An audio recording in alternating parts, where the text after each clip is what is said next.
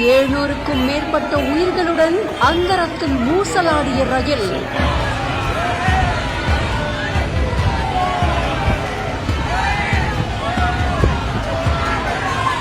ரயில் பாலத்தின் நுனியில் ரயில் சரிந்து நின்ற பரபரப்பு காட்சிகள். ஹார்ட் பீட்டை எகிர செய்த திக் திக் நொடிகள்.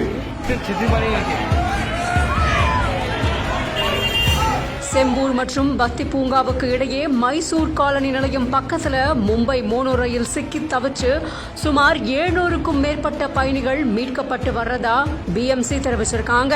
முதல்வர் தேவேந்திர பட்னாவிஸும் எக்ஸ் வலைதள பதிவுல பயணிகள் பாதுகாப்புக்கு முன்னுரிமை அளிக்கப்படும் அப்படின்னு உறுதி அளிச்சிருக்காரு.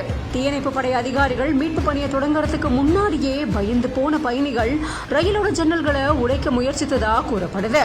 மீட்கப்பட்ட பயணிகள் ரயிலுக்குள்ள பீதி நிலவியதாகவும் ஏசி அமைப்பு மூடப்பட்டதனால மூச்சு திணறல் ஏற்பட்டதாகவும் பலரும் புகார் கூறியதாகவும் தெரிவிக்கப்பட்டிருக்கு. இது மட்டும் இல்லாம 2 பயணிகள் சிகிச்சைக்காக சியோர் மருத்துவமனைக்கும் அனுப்பப்பட்டிருக்கிறதா தகவல்கள் வெளியாகியிருக்கு. இந்த சம்பவம் மும்பைல பெரும் பரபரப்பை ஏற்படுத்தியிருக்கு.